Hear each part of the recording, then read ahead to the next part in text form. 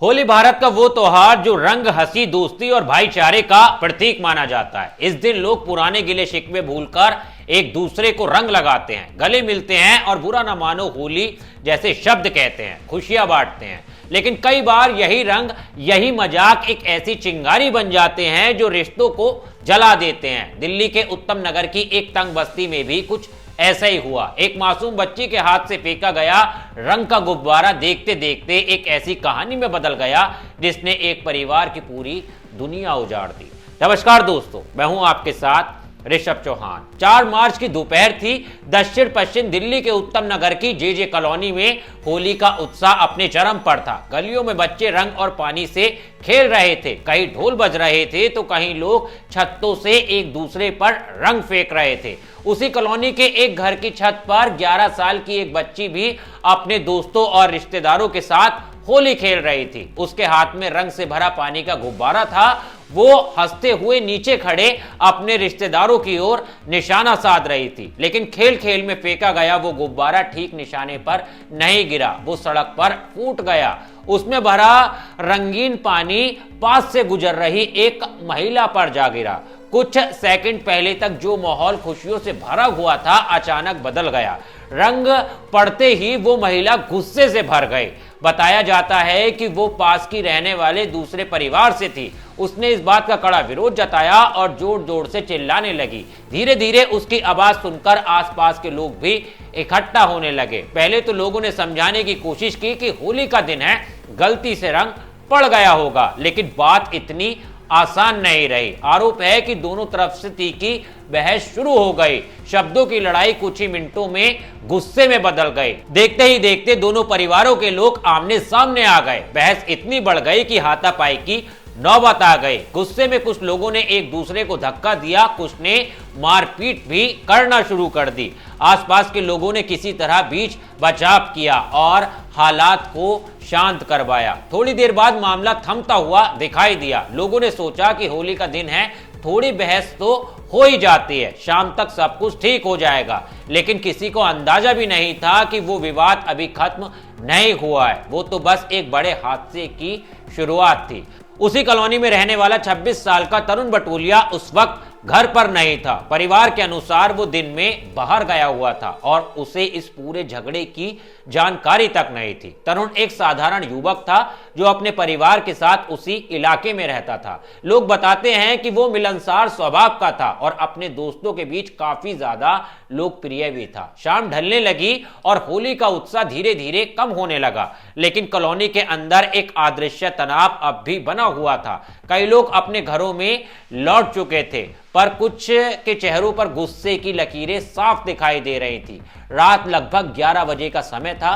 तरुण होली के कार्यक्रम से वापस अपने घर की ओर लौट रहा था। गली में हल्की रोशनी और ज्यादातर लोग अपने घरों में जा चुके थे, लेकिन जैसे ही वो अपनी गली के मोड़ पर पहुंचा, अचानक कुछ लोगों ने उसे घेर लिया।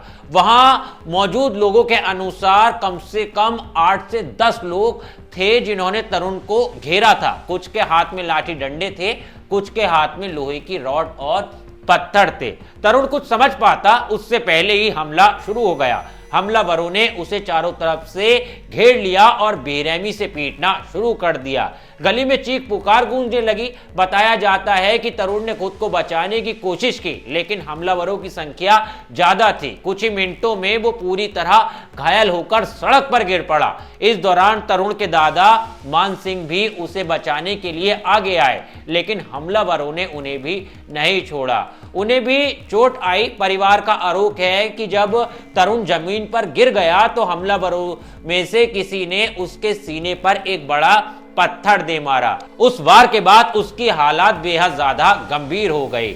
गली में मौजूद लोगों ने जब ये सब देखा तो उन्होंने तुरंत पुलिस को फोन कर दिया। थोड़ी देर में पुलिस और पीसीआर वैन मौके पर पहुंच गई। गंभीर हालात में तरुण को तुरंत अस्पताल ले जाया गया। उसे जनकपुरी के माता चंदन देवी अस्पताल में भर्ती कराया गया। डॉक्टरों ने उसकी हालत देखकर तुरंत इलाज शुरू किया, लेकिन उसके शरीर पर लगी चोटें बहुत गहरी थीं। उधर पुलिस ने मामले की जांच करना शुरू कर दी थी। कॉलोनी के लोगों से पूछताछ की जा रही थी और यह समझने की कोशिश की जा रही थी कि आखिर हमला क्यों हुआ। लेकिन अस्पताल में जिंदगी और मौत के बीच जूझ रहे तरुण की हालात लगातार बिगड़ती जा रही थी। कुछ घंटों की जद्दोजहद के बाद डॉक्टरों ने आखिरकार वो खबर दी जिसने पूरे परिवार को तोड़कर रख दिया। तरुण अब इस दुनिया में नहीं रहा था। 26 साल के बेटे की मौत की खबर सुनते ही परिवार में कोहराम मच गया। माता पिता और रिश्तेदारों का रो रो कर बुरा हाल था। एक छोटा सा विवाद अब एक ऐसी त्रासदी बन चुका था जिसकी किसी ने कल्पना भी नहीं की थी। जैसे ही खबर कॉलोनी में फैली, वहां माहौल फिर से तनावपूर्ण हो गया। तरुण के परिजनों ने स्थानीय लोग बड़ी संख्या में उत्तम नगर थाने के बाहर जमा हो गए। लोगों ने आरोपियों की गिरफ्तारी की मांग करते हुए नारेबाजी शुरू कर दी। कई घंटों तक थाने के बाहर भीड़ जमा रही। कुछ रिपोर्ट के अनुसार गुस्साई भीड़ आरोपियों के घर के बाहर भी पहुंच गई, जिससे इलाके में तनाव बढ़ गया। स्थिति को संभालने के लिए पुलिस को अतिरिक्त बल को बुलाना पड़ा।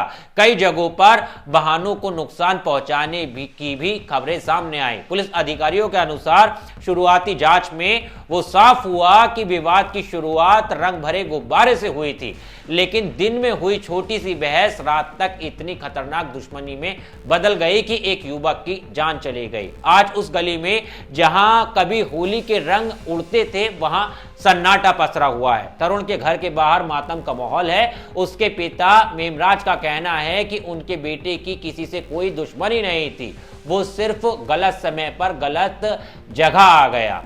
एक मासूम बच्ची के हाथ से फेंका गया रंग का गुब्बारा, कुछ मिनटों की बहस और फिर गुस्से में लिया गया एक गलत फैसला, इन सब ने मिलकर एक परिवार की खुशियां हमेशा के लिए छीन ली। अब पूरी कॉलोनी की नजर पुलिस की जांच पर है। लोग उम्मीद कर रहे हैं कि सच सामने आएगा और तरुण को इंसाफ मिलेगा, लेकिन वो घटना एक कड़वी सच्चाई भी छोड़ गई है। कभी कभी एक छोटी सी गलती, एक पल का गुस्सा ऐसी त्रासदी में बदल जाता है जिसकी कीमत किसी को अपनी जान देकर चुकानी पड़ सकती है। इस पूरे केस के अंदर मामला यहां तक निकल कर आ रहा है कि जिस परिवार ने जो है से झगड़ा हुआ था और जिन लोगों ने हमला किया था तरुण के ऊपर, वो मुस्लिम बताए जा रहे हैं और जिस महिला पे रंग पड़ा था वो भी मुस्लिम बताई जा रही है। और सबसे बड़ा विवाद जो है वो इसी चीज को बढ़ता देखा गया है। खैर, जो लोग आरोपी थे, यहां तक खबर आई है कि अब उनके घर पर बुलडोजर चल पड़ा है। खैर, इस पूरे मामले पर आपकी क्या राय है कमेंट में जरूर बताना। और हाँ दोस्तों, खासकर क्राइम स्टोरीज के लिए मेरे चैनल खबर वादक को सब्सक्राइब करना मत भूलना। मिलता हूं आपसे किसी और वीडियो में, तब तक के लिए धन्यवाद। जय हिंद।